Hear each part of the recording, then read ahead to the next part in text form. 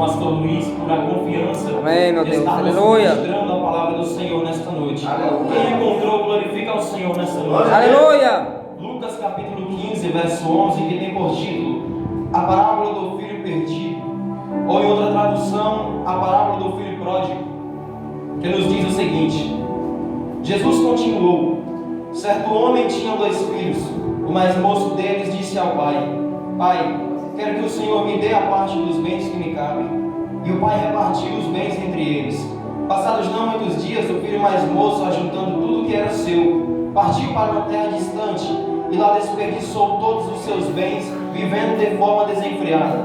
Depois de ter consumido tudo, sobreveio àquele país uma grande fome e começou a passar necessidade. Então foi pedir trabalho a um dos cidadãos daquela terra, e este o mandou para os seus campos a fim de cuidar dos porcos. Ali ele desejava alimentar-se das alfarrobas que os porcos comiam, mas ninguém lhe dava nada. Então, caindo em si, disse: quantos trabalhadores de meu pai têm pão com fartura, e eu aqui estou morrendo de fome. Vou me arrumar, voltar para o meu pai e lhe dizer: Pai, pequei contra Deus e diante do Senhor, já não sou digno de ser chamado seu filho. Trate-me como um dos seus trabalhadores. E arrumando-se, foi para o seu pai. Amém? Somente até Amém. pois assentar, glorificando ao nome do Senhor. Glória a Deus. Aleluia. Amados irmãos em Cristo Jesus, quando recebi a oportunidade, eu pedi ao Senhor uma palavra para estar ministrando nessa noite. O Senhor me trouxe até essa passagem em que Jesus vem nos falar sobre o filho perdido. É uma parábola. Para quem não sabe, Jesus ele ensinava através de parábolas, porque ele nos disse uma certa vez que nem a todos era dado o conhecer dos mistérios de Deus.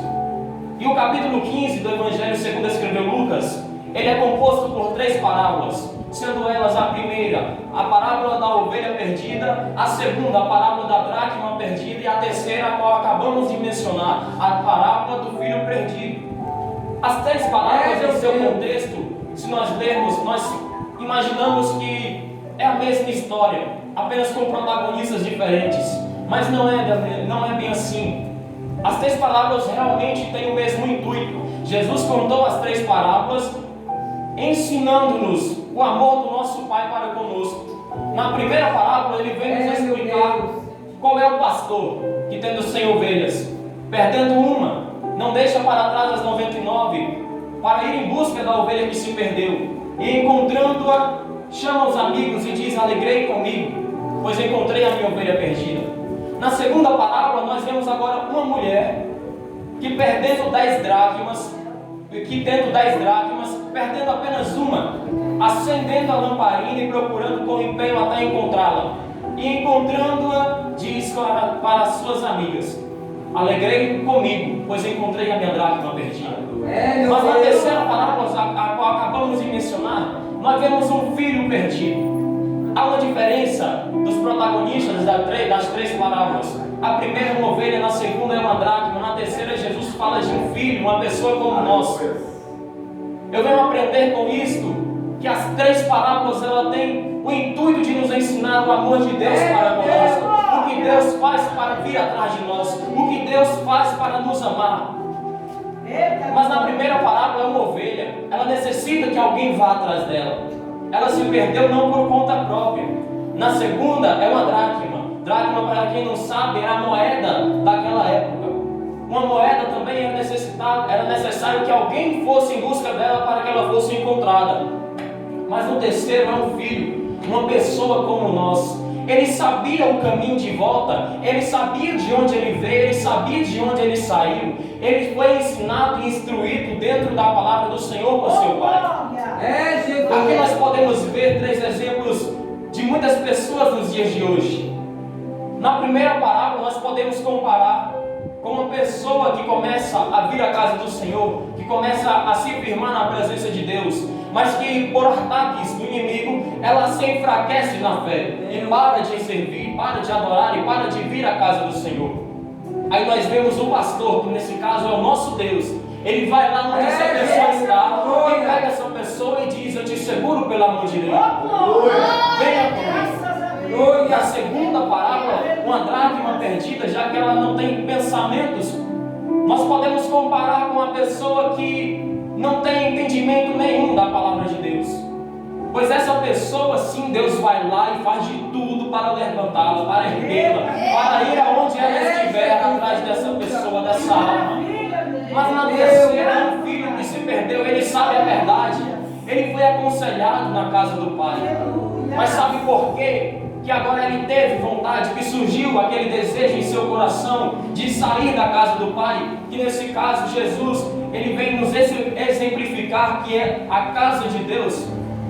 Sabe por que surgiu aquele desejo de sair da casa do pai? Porque deu brechas. Aí o inimigo ele vem e planta a semente. Aí ele planta o joio. E para quem não sabe, o joio ele cresce no meio do trigo. Só que o joio ele não dá frutos. Deus. Aí o inimigo, quando nós damos brecha, ele vai lá e planta a semente. Não foi diferente com aquele jovem. Aquele jovem ele deu brechas para o inimigo pôr a semente dele em sua vida. Aí ele chega para o pai: ó pai, reparta os bens, por favor, reparta os bens e dá a minha parte da herança. Não precisa ser muito entendido, não precisa ser eloquente para entender que a herança só é repartida entre os filhos quando há morte do pai, quando o pai morre. E vendo isso, eu venho a entender que para aquele filho, tanto faz seu pai estar vivo ou seu pai estar morto. Aí nós paramos para pensar quantas vezes nós desprezamos o amor do nosso Pai, o amor do nosso Deus para conosco. Às vezes alguém fala para a gente: olha, é necessário amar o nosso próximo, é necessário amar o nosso irmão que está ao nosso lado, é necessário amar aquela pessoa que te traiu, aquela pessoa que te deu as costas, que você tanto ajudou. Aí você fala: mas como que eu vou amar alguém que me rejeitou? Como que eu vou amar alguém que me deu as costas? Assim, quem deveria estar nos fazendo essa pergunta era Deus para nós. Como é que eu vou amar alguém que desde quando eu o criei ele tem me rejeitado? Mas o amor de Deus, não há ninguém nessa terra que consegue se explicar. Não há ninguém nesse mundo que consegue explicar o amor de Deus por nós. Ele amou o mundo de tal maneira que deu seu Filho unigênito para morrer por nós pecadores. Que Deus é esse? Que amor é esse? Gente, será que nós merecemos? Será que nós fazemos por onde merecer tamanho amor desse como nós, para nós? Nós não merecemos, nós somos ingratos muitas das vezes. Nós rejeitamos o amor do Pai, nós rejeitamos os conselhos de Deus. Para quê? Para viver os desejos da nossa carne. Todos nós somos pecadores, todos nós somos falhos. E muitas vezes caímos cedendo aos prazeres da carne.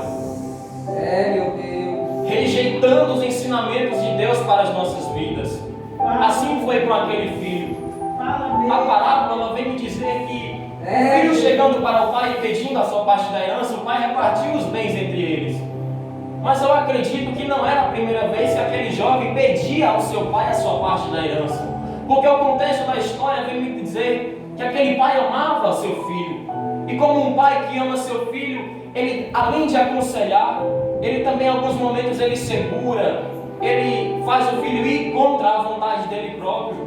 Assim é o nosso Deus para nós. Meu Deus. Só que quando eu insisto muito em algo, às vezes nós falamos que quem é escolhido não tem escolha. Quem é escolhido não tem para onde correr, não tem para onde fugir. Realmente, Deus ele nos segura, às vezes ele nos aperta um pouquinho. Mas se você estiver insistindo no erro, estiver insistindo naquilo contrário do que o Senhor te ensinou, Deus ele libera, Deus ele deixa você ir. Deus ele deixa você seguir a sua vontade. Porque existem duas formas para aprender algo: ou é pelo amor ou é pela dor. O problema é que nós seres humanos muitas vezes queremos aprender pela dor. Queremos aprender pela maneira difícil. E aquele filho escolheu aquela maneira difícil. Escutando os conselhos de seu pai, ele resolveu não dar ouvidos. Quem sabe, eu vou dar um exemplo, como se fosse nos dias de hoje, como se fosse o nosso próximo, até mesmo nós mesmos. Quem sabe, muitas das vezes nós olhamos para uma pessoa que está fazendo tudo ao contrário do que Deus ensina, que faz tudo de errado. E nós pensamos: olha, eu estou aqui na casa do Senhor, estou servindo a Ele. Mas aquela pessoa que está no mundo fazendo tudo ao contrário do que Deus ensina, ela tem mais coisas do que eu. Ela é mais bem sucedida financeiramente. Ela é mais bem sucedida na vida. Aí o que? Nós começamos a nos espelhar nas pessoas que estão perdidas. O problema é que essas pessoas não estão lá bem de vida. Porque elas podem ter carro, podem ter casa, podem ter tudo de bem material. Mas se faltar Jesus na nossa vida, nós não somos ninguém.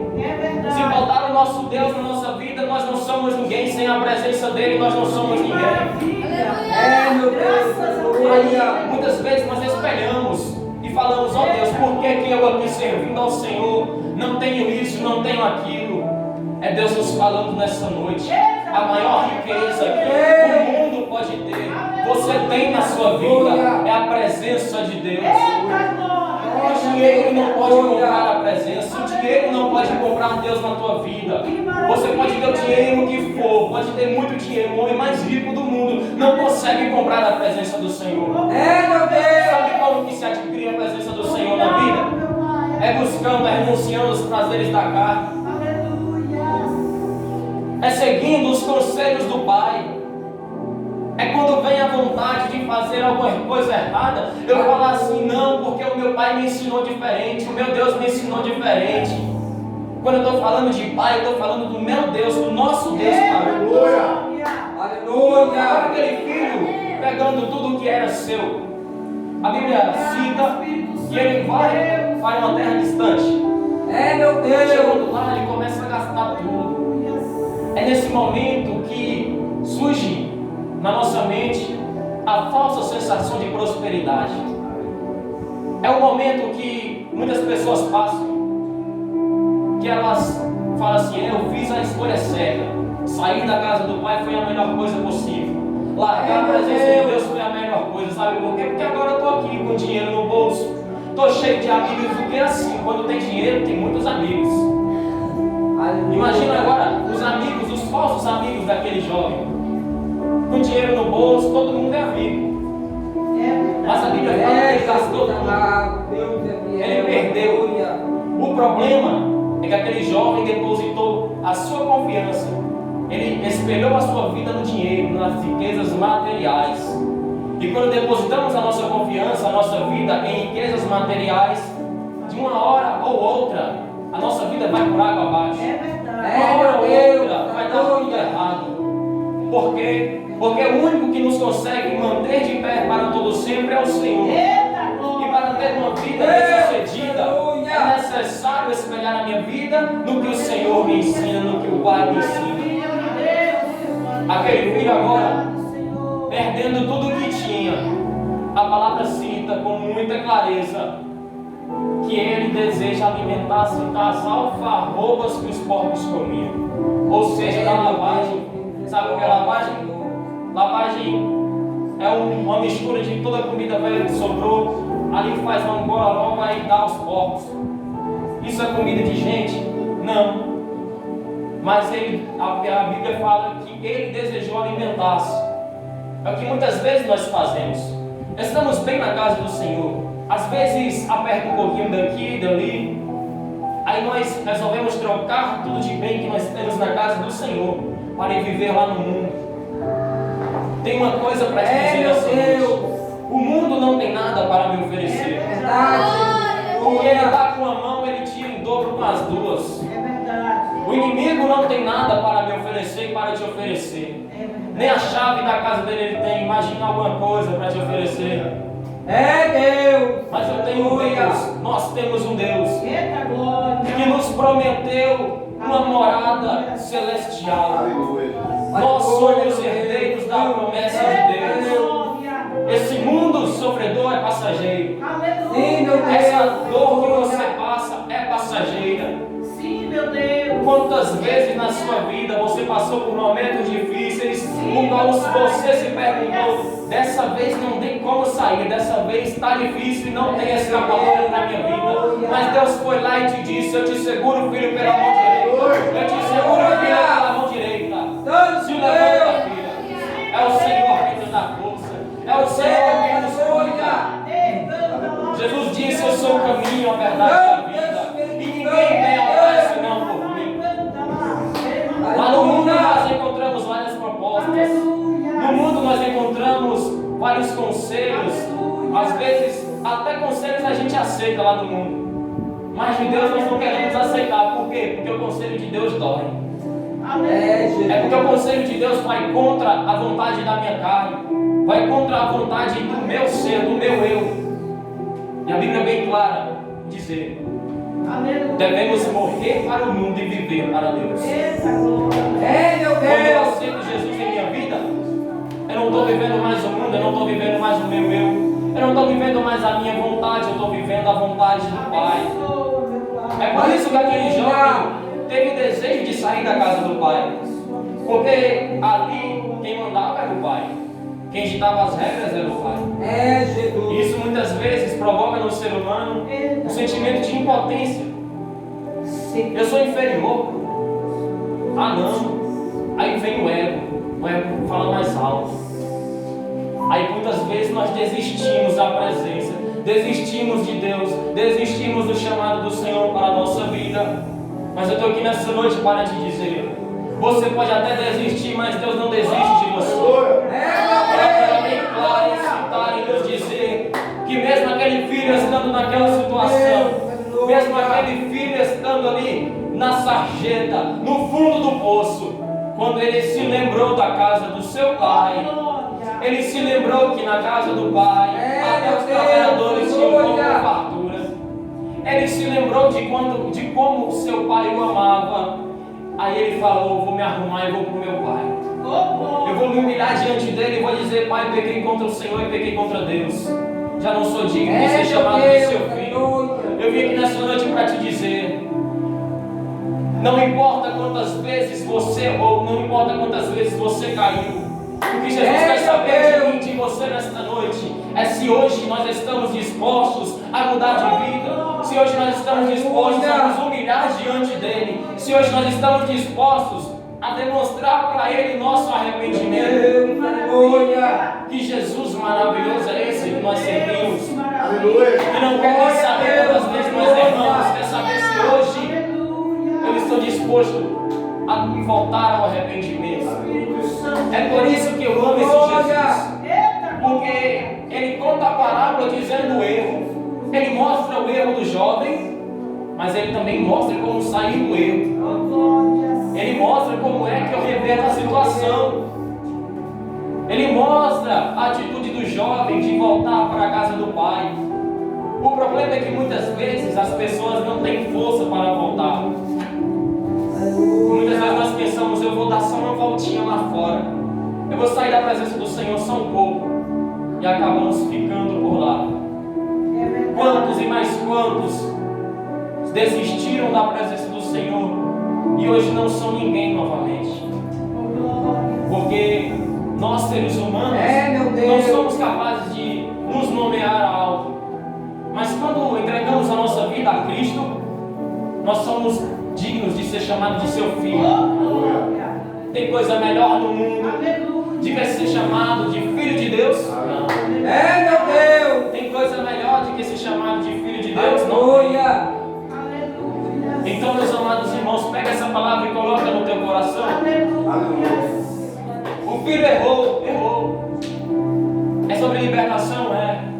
E se eu te disser que agora no final da história, no fundo do poço, na sarjeta, esse filho está melhor do que estava no começo da história. Mas como assim, André? É porque no começo da história ele tinha dinheiro, ele tinha tudo, mas ele tinha um desejo pecaminoso em seu coração. Lhe faltava um aprendizado muito grande, mas agora no fim da história ele não tem nada, ele perdeu tudo, mas ele aprendeu uma coisa muito importante. Ele aprendeu que o melhor lugar para se estar é na casa do Pai. Amém? Coloca essa palavra no teu coração.